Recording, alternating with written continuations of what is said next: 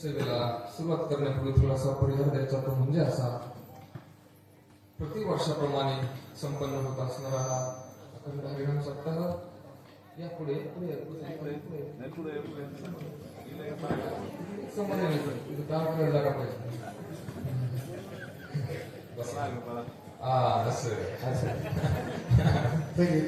अत्यंत सुंदर असा हा सोहळा आहे.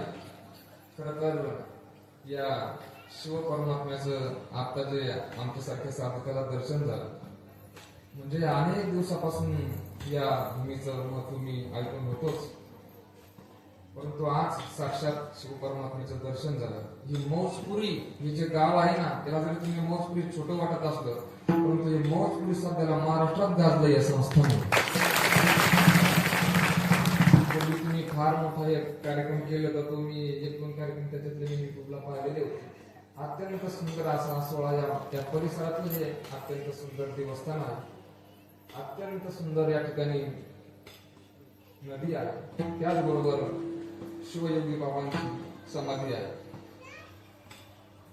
खर तर मी एक सुविचार गोड वाचला होता, नगर में संत का आना भाग्य है, नगर में संत का आना भाग्य है, अपने घर संत का आना अहो भाग्य है, संत को याद करना सौभाग्य है, संत हमें याद करे यह परम भाग्य है, और खुद संत हो जाना यह महाभाग्य है.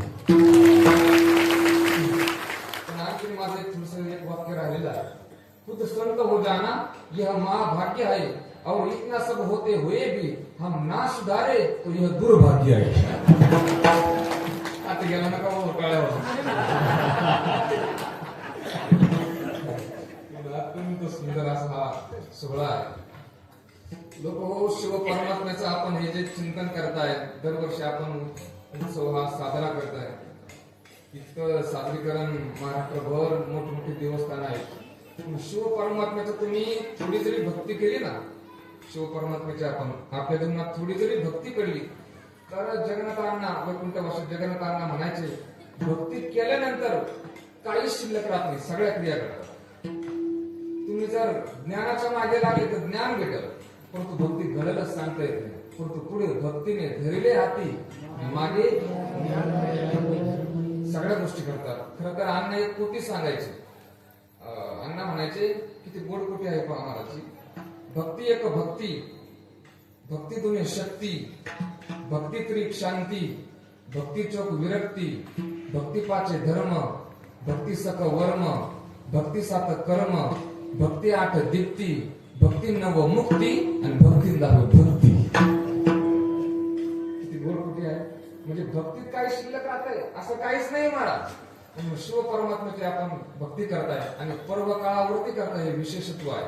काल उत्तम असा महाशिवरात्रीचा पर्व काळ आपण सर्वांनी साजरा केला. या सेवेचं आमंत्रण मला ज्यांनी दिलं, आमचे बालपणीचे समगडी, याच गावातील एक आदर्शवत कीर्तनकार. हे वाक्य मी जबाबदारपूर्वक वापरलं होता, पण कुणालाही मला म्हणून वाटत नाही आदर्शवत कीर्तनकार. परंतु आपल्या गावाचं भाग्य आहे, आपल्या गावचे बारड महाराज म्हणजे महाराष्ट्रातले आदर्शवत कीर्तनकार आहे. म्हणजे महाराजांचं बोलणं मी कीर्तन तर नाही ऐकलं, पण बैठकीत जरी बसले ना, कारण बैठकीतला स्वभाव माणसाचा कीर्तनात उतरत असतो. इतकं सुंदर कीर्तन करतात. पाठीमागे एक प्रसंग त्यांचा मी फक्त किस्सा झाले होते म्हणून मी तो ऐकला होता. काहीतरी ते इंद्राबद्दल काहीतरी बोलत होते. इंद्राचं बोलता बोलता देवेंद्रकडे ते गेले. छोटी शिकली मी ती ऐकली होती. त्याच वेळेस मला त्यांना फोन करावा वाटला होता, पण रात्रीचे 12-1 वाजले म्हणून मी त्यांना फोन केला नाही. परंतु मला आनंद वाटला, त्यांची ती भाषा सुंदर आहे. सुंदर कीर्तन महाराज करतात. आणि या परिसरात त्यांची कथा आपण शिवमहापुराण कथा या ठिकाणी सर्वांनी श्रवण केलेलीच आहे. या कीर्तनाच्या साथीसाठी उपस्थित महाराज मंडळी, भास्कर महाराज आळंदीत आमचा मी आता कधी काय होतं, जास्त दिवस भेटले झाल्यानंतर वयामानाने तर होतं तसं काय नाही. अत्यंत सुंदर असा सोहळा आहे. ज्यांनी सुंदर अशी चाल गायली ते आमचे कृष्णा महाराज कोहेकर. म्हणजे आम्ही रूम शेजारीच राहील. म्हणजे आता म्हणजे इतकी सुंदर या माणसाने प्रॅक्टिस केली. बाकीचे काही काही विशारद आहेत ते वेगळे, पण कृष्णा महाराज पोहेकर म्हणजे ओरिजिनल विशारद आहे. पोहेकर महाराजांनी त्या काळात विचारात केलेले आहे. आता काय काही या मीडिया समोर बोलता येत नाही कसे कसे विचारत झालेले आहेत. पोहेकर महाराज ओरिजिनल विचारत आहे. पाठीमागे ज्यांनी घोड चालवले ते नारायण महाराज आहे. त्या माईकवरती महाराज आहे. आणि आता माझा नावाने शेपरीचे नाही घडत समुदाय सगळे आमच्या इकडे वीर महाराज यांचं नाव मला आवडून घ्यावंच लागणार आहे. कारण त्यांनी आम्हाला जगवलेलं आहे. बाजी बाज काय काय काळ होता मग असे काय काळ होता आम्हाला भाजी भेटत नव्हती. आता भाजी भेटत आता पचत नाही. वीर महाराज आहेत. 2 चौदार आहेत. 3 चौदार आहेत. दोन्ही मृदंगाचार्य आमचे हे शुकाचार्य महाराज अतिशय इतक्या दिवस किती वर्ष मृदंग वाजवत आहे. म्हणजे जवळजवळ त्यांचे पण आता 2 तप पूर्ण होत आले मृदंग वाजवतात. त्यांचा सुद्धा आपला रोप महोत्सव करावा लागणार आहे. या साईडला म्हणजे गणेश महाराजांनी सुद्धा गोड मृदंग वाजवला. सर्वच पुरुष वर्ग सर्वच माता भगिनी आम्ही जिथं कुठे जातो तिथे माता माऊलींची संख्या विलक्षणीय असते. महाराज आता परत बसण्याची त्यांची शिस्त पहा. एकत्रित सगळ्या सर्व अशा व्यवस्थित बसलेल्या आहेत. इकडे साईड पहा आपली कोणी कुणीकडे पण चला काय अडचण नाही. जागेचं थोडस काम आहे ना आपल्याला. चला सर्व पुरुष वर्ग सर्वच माता भगिनी सर्वांच्या चरणी नतमस्तक होतो. मी अभंगाच्या चिंतनाला प्रारंभ करतो. विठ्ठल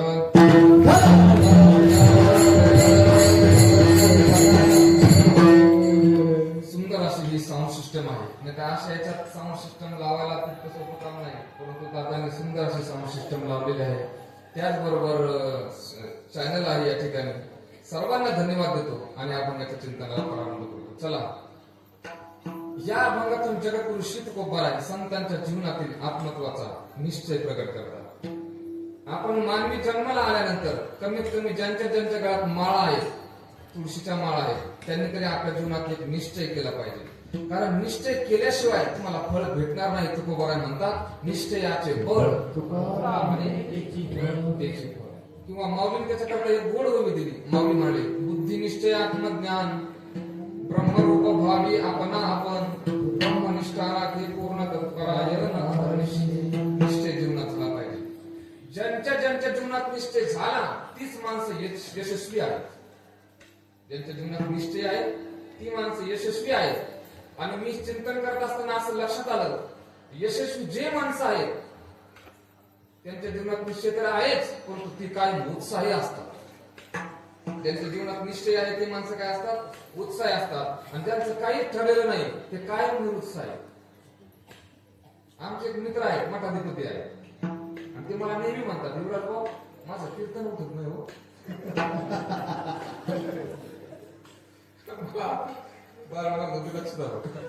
मला नेहमी म्हणतात युवराज भाऊ माझं कीर्तन उठत नाही हो. मी त्याला दुसरं उत्तर देत असून तो महाराज तुम्हीच काय झोपली तर कीर्तन कधी उठायचं. म्हणजे माणूस असा उत्साही असला पाहिजे. उत्साही जीवन ज्यांचं आहे महाराज त्यांचा निश्चय असतो म्हणून उत्साह असतो. एका साहित्यिकाने काव्य केलेलं आहे उतारवयात काव्य केलेलं आहे. किती गोड काव्य आहे पहा.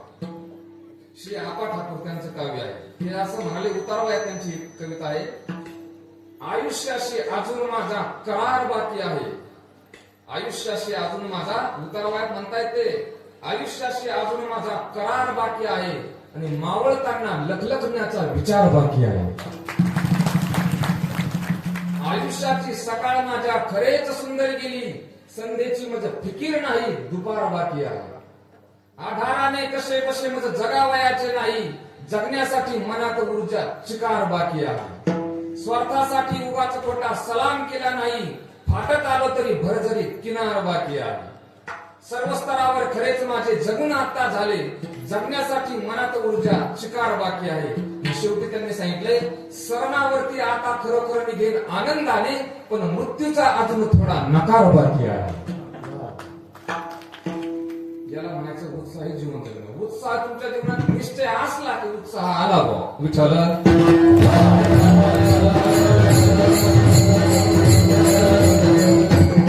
ऐका, एक सुंदर त्याची एक व्याख्या केलेली आहे. निश्चय वेगळा आणि निर्णय वेगळा. निश्चय वेगळा आणि निर्णय. परमार्थामध्ये होत असतं त्याला निश्चय म्हणतात, आणि संसारात लोक पावले घेतात त्याला निर्णय म्हणतात. वा, तुमच्या इथे नवराबाची भांडण होतात का?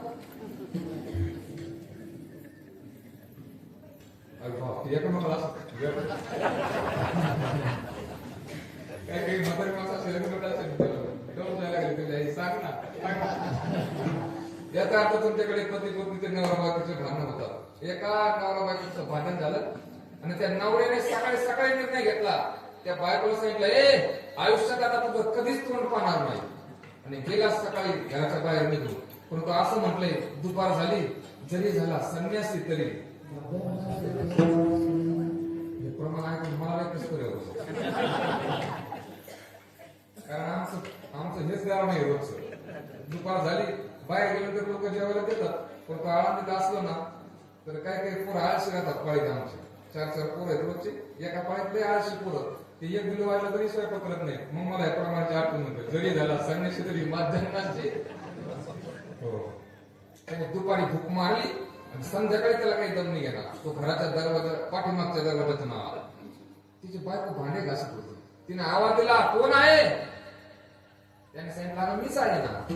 ती म्हणली, मीच म्हणजे? अगं तुझा पती आहे ना. तिने सांगितलं, तुम्ही सकाळी निर्णय घेतला ना, काय तुझा आता कधीच तोंड पाहणार नाही. तो म्हणला सकाळचा निर्णय जाऊ दे चुलीत, आता जेवायला वाट. मी का बोलतो, हे संसारात पावले घेतात त्याला निर्णय म्हणतात. परमार्थामध्ये संतांच्या संगतीत होतो त्याला निश्चय म्हणतात. ऐका प्रमाण, बैसता संतांचे संगती, कळू आले कमळापती, आपले कोणीच नव्हती, निश्चय चित्ती दृढ झाला. संतांच्या संगतीत निश्चय होतो. पण थोडासा प्रॉब्लेम आहे. कोणता? तात मिले पुनिमात मिले, सुत भ्रांत मिले, युती सुखदायी, राज मिले गजबाज मिले, सब साज मिले, मन वंचित पाई, लोक मिले बिलोक मिले, सुरलोक मिले, वैकुंठ जाई, सुंदर मिले और सब सुख परसंत समागम. बहु अवघड बहु अवघड बहु अवघड आहे संत.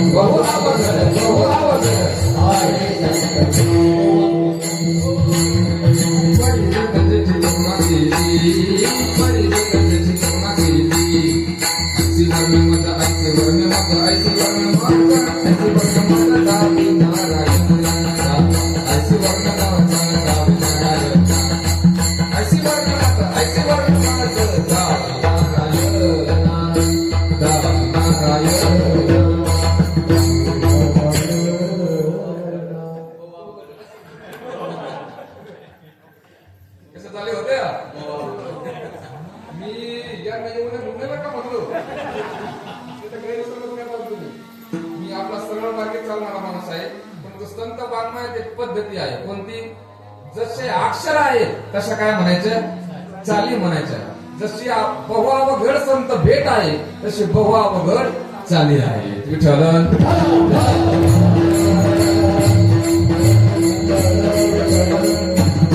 संतांची भेट फार अवघड आहे म्हणून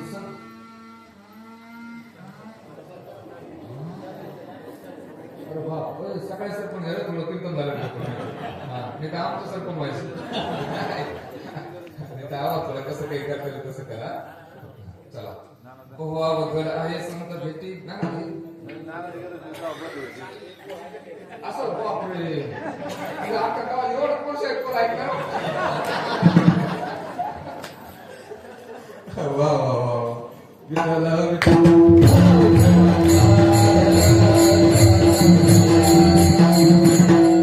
संत महात्म्यांचं ऐकायचं, संत महात्म्यांचं ऐकायचं. खर तर एक गोड आमच्या एका महाराजांनी भाव सांगितला, आपण जर संत महात्म्यांचं ऐकलं ना तर आपल्या जीवनाचं त्याच्यात काय आहे, कल्याण आहे. विठ्ठल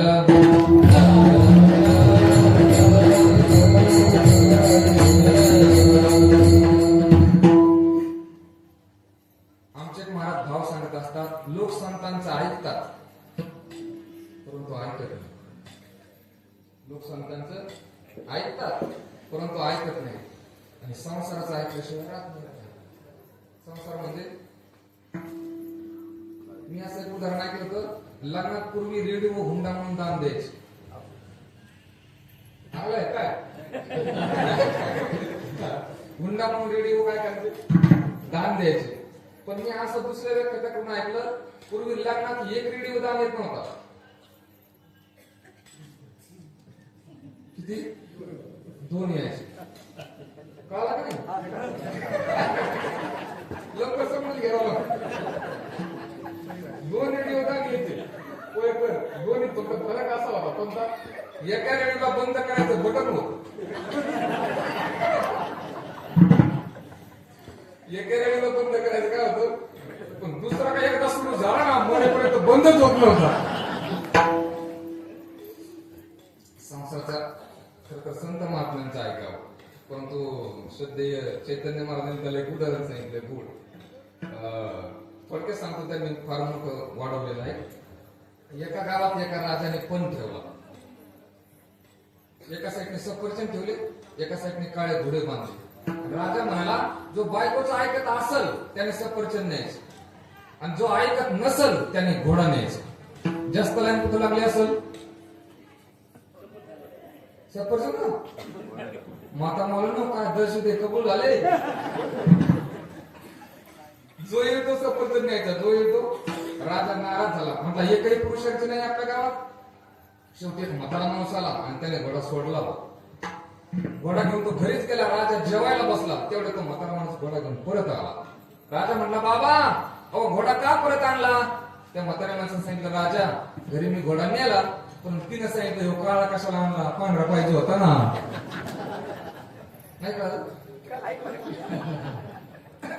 राजा म्हटला, बाबा सफरचंद घ्या. प्रधानजी आले. प्रधानजी म्हटले, राजे साहेब अहो तुम्ही सगळेच काळे घोडे कशाला ठेवले बरं, 10-5 तरी पांढरे ठेवायचे ना. राजा म्हटला, अरे मला सगळेच पांढरे ठेवायचे होते पण तिने ऐकलं नाही ना.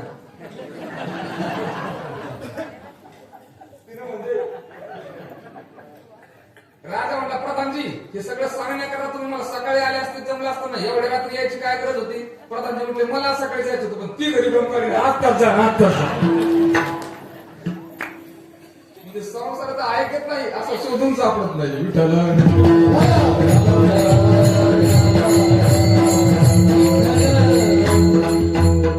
संत महात्म्यांचं ऐका महाराज, संत महात्म्यांविषयी. कारण असं म्हटलंय, संत महात्म्याने हित आपलं कोणी करू शकत नाही. संत महात्म्याविषयी आपल्या अंतकरणात आत्मीयता ठेवा. त्याची माझे हित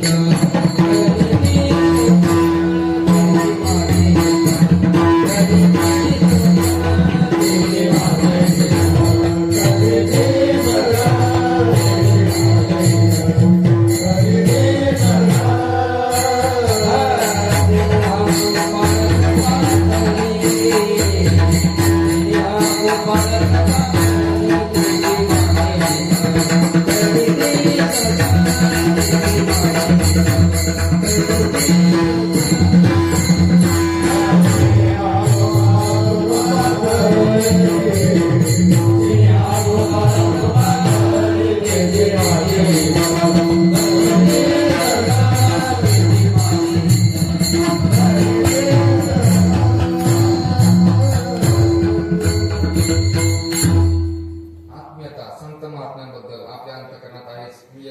ऐकली होती काही दिवसापूर्वी.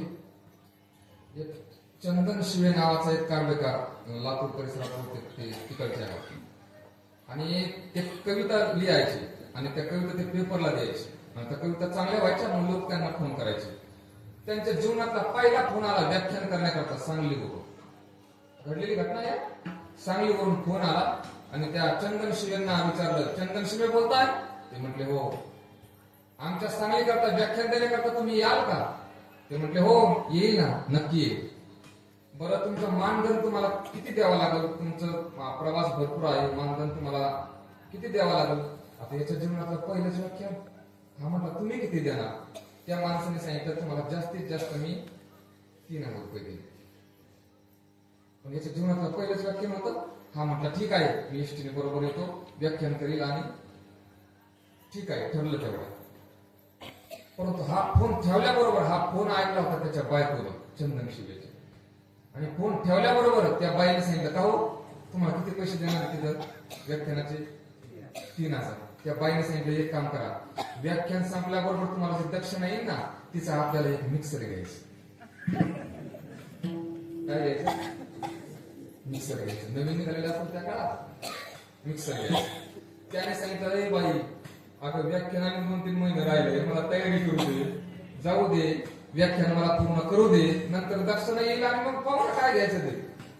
बरं ती बाईने केवढ्यात थांबवा ना, केवढ्यात नाही थांबली. तिने काय केलं, 8 दिवसात साऱ्या पाहुण्यारावळ्यात करून टाकलं. काय यांचं व्याख्यान आहे सांगलीला आणि ते सांगलीचं व्याख्यान झाल्यानंतर आम्हाला काय घ्यायचं? याच्या डोक्याला असा त्रास झाला. जो पाहुणा भेटल तो म्हणायचा चंदन शिवे कधी घेणार मिक्सर? आता मला कामा राव. पण त्याने विचार केला, तयारी सुरुवात केली, व्याख्यान बसवलं आणि ज्या दिवशी व्याख्यान होतं ना त्या दिवशी तो सांगलीकडे निघाला. दुपारच्या वेळेस 3-4 वाजता काहीतरी तो सांगलीत पोहोचला.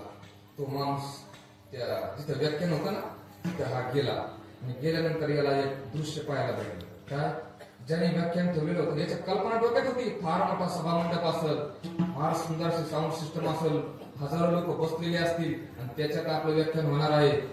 पण याची कल्पना मावळली आणि त्याला पाहायला दृश्य असं दिसलं. ज्याने व्याख्यान ठेवलेलं होतं ना एक छोटासा आपला 4-5 पत्र छोटासा एक हॉल होता आणि त्या हॉलमध्ये एक माणूस ज्याने व्याख्यान ठेवलं होतं तोच चटया करत होता. तोच आदर होता. हा चंदन शिवे तिथे गेला आणि गेल्यानंतर तो एकटाच आपण चटया. त्याने विनंती केली नियोजकाने व्याख्यात्याला, काय एवढं चटया मला धरू लागा, आपण 2 जण मिळून आथरू. महाराज दोघांनी मिळून चटया आथरल्या आणि आथरल्यानंतर त्याने आवाज दिला. साऊंड सिस्टम त्या माणसानेच लावली, एक माईक लावला आणि आवाज दिला, महाराष्ट्रातील सुप्रसिद्ध व्याख्यानकर्ते व्याख्याते आपल्या या सांगली शहरात आलेले आहेत, सर्वांनी श्रवण करण्याकरता लवकर लवकर या. फक्त 4-5 म्हातारी माणसं आहेत. 4-5 म्हातारी माणसं आल्यानंतर या चंदन शिवेला वाटलं आपण एवढं बसवलंय, आता काय करावं, म्हातारी माणसाला ऐकायला येत नसेल. परंतु त्याच्या डोक्यात त्याने ठरवून घेत होतं, किती जरी लोक असले, 4-2 जरी असले तरी व्याख्यान आपल्याला करायचं म्हणजे करायचं. कारण व्याख्यान झालं आपल्याला मिक्सर घ्यायचं, त्याच्यामुळे इतर किती लोक असं पण असं आपल्याला ताकद लावूनच व्याख्यान करावं लागणार आहे. त्याने त्या 4-5 म्हाताऱ्या माणसात ताकद लावून व्याख्यान केलं. व्याख्यान संपलं, सगळा कार्यक्रम उरकला, चटया वगैरे दोघांनी गोळा केला आणि मग रात्री 10-10:30-11 वाजता चंदन शिवेला घेऊन तो माणूस नियोजक घरी गेला. आणि घरी गेल्यानंतर त्याने तितक्या रात्री त्याला ते दक्षिणा पाकिट दिलं आणि पाकिट दिल्यानंतर याला जरा बरं वाटलं. तो म्हणला आता पाकिट आपल्या हातात आलं. मग एक लक्षात ठेवा, आताची मला परिस्थिती ठीक थोडी बरी झाली. जुन्या काळात मी काही भजन्यांचं ऐकलेलं आहे, म्हणजे काही 8-8 दिवस काही भजनी मंडळी राहतात ना, परिस्थिती गरीब आहे महाराज काही लोकांची, अतिशय गरीब परिस्थिती आहे. 8-8 दिवस कार्यक्रम केल्यानंतर त्यांची लक्ष्मी घरी वाट पाहते, आमचे मालक येतील. म्हणून माझी विनंती असेल, काही दामजुक लोक आता फार बोलायला लागले, परंतु ज्यांच्याकडे जास्त झाले त्यांना जास्त देण्यापेक्षा गोरगरीब गुणवान लोकांना द्या, परमात्मा तुमचे कल्याण करेल. काही फार समस्या आहेत महाराज. आणि वैष्णव मुनिजन विप्रांचा सन्मान आपल्याकडून घडला पाहिजे. माधव महाराज राऊतांनी आता इतकी सुंदर मुलाखत दिली, मी ऐकली ती 1 तास 1.25 तासाची, म्हणजे समावेशक मुलाखत आहे. जर वारकरी संप्रदायात दान धर्म देणं जर बंद केलं तर वारकरी संप्रदाय धोक्यात येईल महाराज. म्हणून दान धर्म हा लोकांनाही घडला पाहिजे, हा अतिरेक नसावाच त्याच्यात, परंतु दान धर्म हा लोकांना घडला पाहिजे. हो, म्हणून त्या चंदन शिवीने ती दक्षिणा घेतली आणि त्याला बरं वाटलं जरा. परंतु ती दक्षिणा घेतल्यानंतर त्याच्या मंडळीच्या डोळ्याकडे त्याने पाहिलं तर त्याची बायको रडत होती. ज्याने व्याख्यान ठेवलं त्याची बायको रडत होती. मग इतक्या रात्री 11, 11:30 त्या चंदन शिवीने विचारलं, का हो आई साहेब का रडता तुम्ही? त्या बाईने दिलेलं उत्तर, मी रात्री 2 वाजता ही मुलाखत ऐकली, मी अक्षरशः पुस्तकं ठेवून दिली आणि थोड्या वेळ रडलो. मला त्या बाईने दिलेलं उत्तर खूप जीवानी लागण्यासारखं आहे.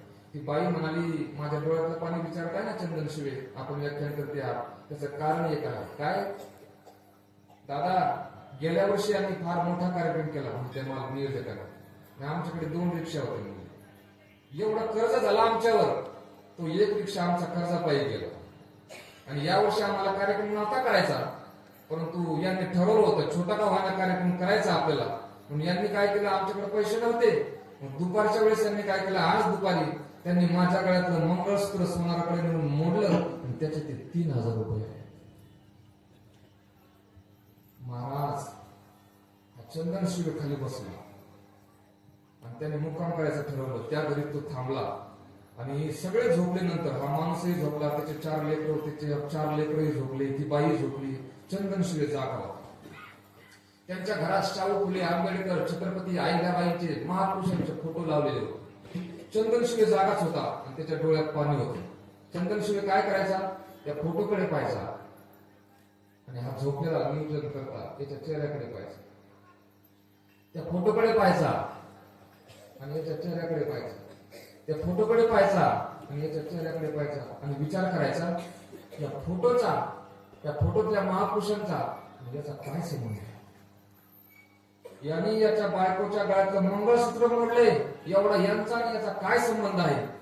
1 तास विचार केल्यानंतर चंदन शिवेच्या लक्षात आलं, याचा आणि यांचा जो संबंध आहे ना, तो संबंध म्हणजे आत्मीयतेचा संबंध आहे, प्रेमाचा संबंध आहे.